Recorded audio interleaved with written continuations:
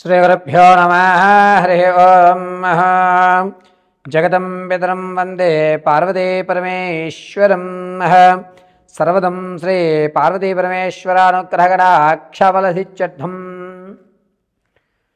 మన యొక్క స్థితిగతులు కానీ మనకు జరిగేటువంటి ప్రమాదాలు కానీ మనకి కాలం కలిసి రావడం కానీ లేదా ఇతరుల యొక్క ఇబ్బందుల వల్ల కానీ మనం ఆర్థికంగా కృంగి కృషించడానికి కానీ మన యొక్క ఆలోచన తప్పు మార్గాల్లోకి నడవడం కానీ ఏదన్నా ఒక స్థలం మీద ఆశ కొద్దీ ధనాన్ని మనం పెట్టినట్లయితే కనుక దాని నుంచి అనేకమైన విపత్తులు మనం గురవుతూ ఉంటాం.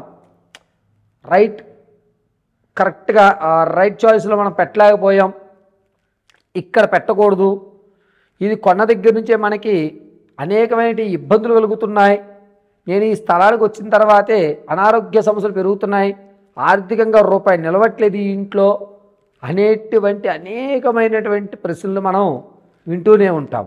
ఎందుకు గురుగారు ఇవి జరుగుతాయి, మేము ఎన్ని పూజలు చేస్తున్నా అవ్వడం లేదు అని అంటే జాతక చక్రాలని పరిశీలన చేయడం అనేటువంటిది రకరకాల విధానాల్లో ఉంటాయి. కొంతమంది అంశచక్రంలో, కొంతమంది ఆరూఢ చక్రంలో, మరికొంతమంది నవాంశ చక్రంలో, మరికొంతమంది దశాంశ చక్రంలో జాతకాల్ని పరిశీలన చేస్తూ ఉంటారు. అయితే అన్ని పరిశీలనలు కూడా 100% మనకి రిజల్ట్ ఇస్తాయా అంటే కొన్ని మాత్రమే రిజల్ట్ ఇస్తాయి. అందులోనూ కర్మ సిద్ధాంతం అనుసరించి, జాతక రీత్యా అనుసరించి, గోచారంలో జరిగేటువంటి తప్పుదాల ఆధారంగా మనం జాతకాన్ని పరిశీలన చేసుకోవాలి. మొట్టమొదటిగా శనీశ్వరుడు, చంద్రుడు, శుక్రుడు ఈ ముగ్గురు కూడా ఎవరితో కలుస్తున్నారు అనేది మనం ప్రధానంగా నిర్ణయం తీసుకోవాలి.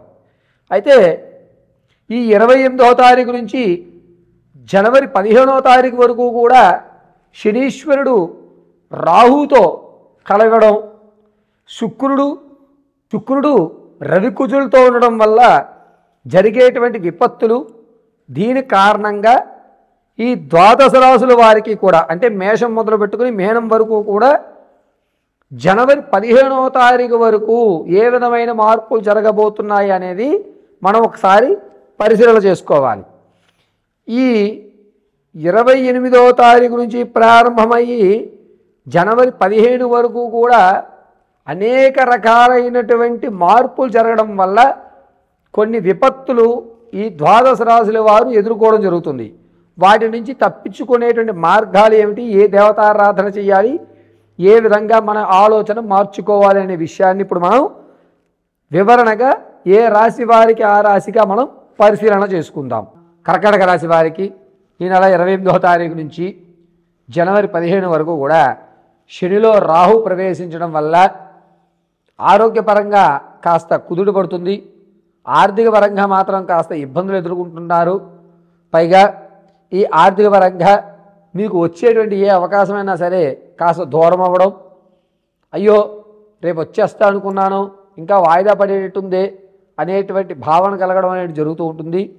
పైగా కుజుడు, రవి, శుక్రుడు ఈ ముగ్గురు కూడా ఒకే స్థానంతో నీచయుక్తంలో చంద్రుడు చూస్తూ ఉండడం వల్ల మీ మీద నమ్మకం పెట్టుకున్నవారు నీ మీద నమ్మకం లేదు, నువ్వు ఇప్పటివరకు బాగానే ఉంటావు అనుకున్నా కానీ నువ్వు ఇలా ఉంటావని నేను అనుకోలేదు అని మిమ్మల్ని కించపరిచే విధంగా మాట్లాడడం జరుగుతుంది.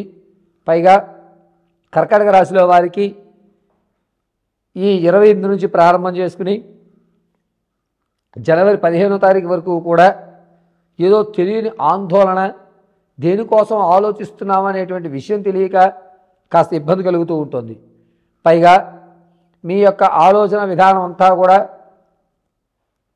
అసలు ఎందుకు నేను ఈ విషయం గురించి ఆలోచిస్తున్నాను, ఇది నాకు అవసరం లేని విషయం కదా, అయినా దీని గురించి నేను ఆలోచించవలసిన అవసరం నాకేముంది అనేటువంటి సందిగ్ధంతో ఆ ప్రశ్నలే మళ్ళీ మీరు ఆలోచించుకుంటూ ఉంటారు.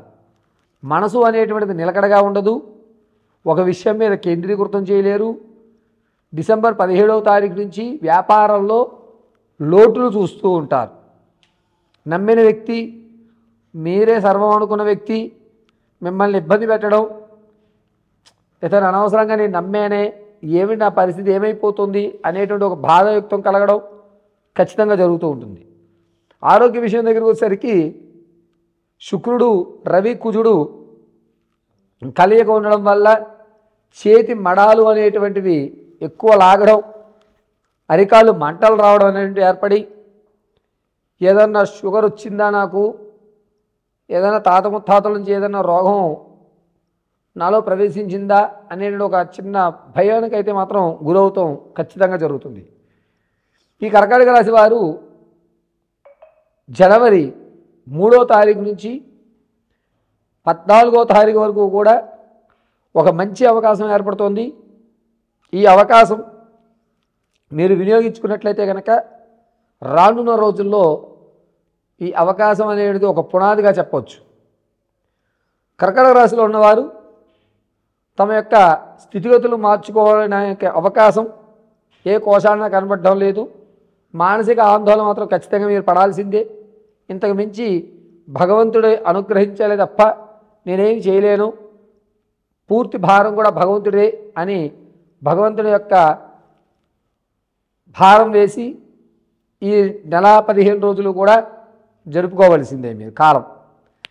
ఈ నెల 15 రోజులు కూడా ఏవైతే పాత బంధాలు కానీ బంధుత్వాలు కానీ ఉన్నాయో అవి కొనసాగించరు. కొత్త బంధాల మీద కూడా ప్రోత్సాహం కనిపించదు. ఏముందిలే, పాత వాళ్ళు అంతే, కొత్తగా పరిచయం అయ్యే వాళ్ళు కూడా అలాగే ఉంటారు, ఏం కాదులే అని ఒక నిర్ణయానికి వచ్చేస్తుంటారు కర్కాటక రాశివారు.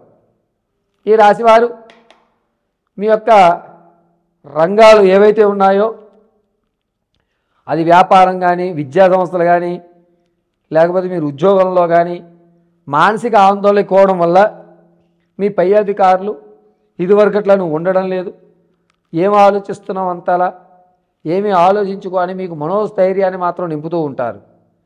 కాబట్టి కర్కాటక రాశి వారు ఖచ్చితంగా ఈ 28వ తారీఖు నుంచి జనవరి 5వ తారీఖు వరకు కూడా హనుమత్ ఆరాధన చేయడం, సింధూరాన్ని ధరించడం, ఎంతసేపటికి కూడా శ్రీరామదూతాయ నమః అనేటువంటి మాటని పదే పదే ఉచ్చరించుకోవడం అద్భుతంగా మీకు కలిసి వస్తుంది. ఈ కర్కాటక రాశి వారు తమ యొక్క స్థితిగతులు మార్చుకోవడానికి కానీ, లేదా మీ యొక్క అనారోగ్య సమస్య నుంచి కానీ, ఈ చికాకుల నుంచి కానీ బయటపడాలి అంటే మంగళవారం రోజు ఉపవాసం ఉండడం చాలా విశిష్టత. శనివారం రోజు ఖచ్చితంగా గ్రామదేవత దేవాలయానికి వెళ్ళి నమస్కారం చేయండి, లేదా మీకు దగ్గరలో ఉన్నటువంటి ఏదన్నా అమ్మవారి దేవాలయంలో నమస్కారం చేయండి, అద్భుతంగా మీకు కలిసి వస్తుంది.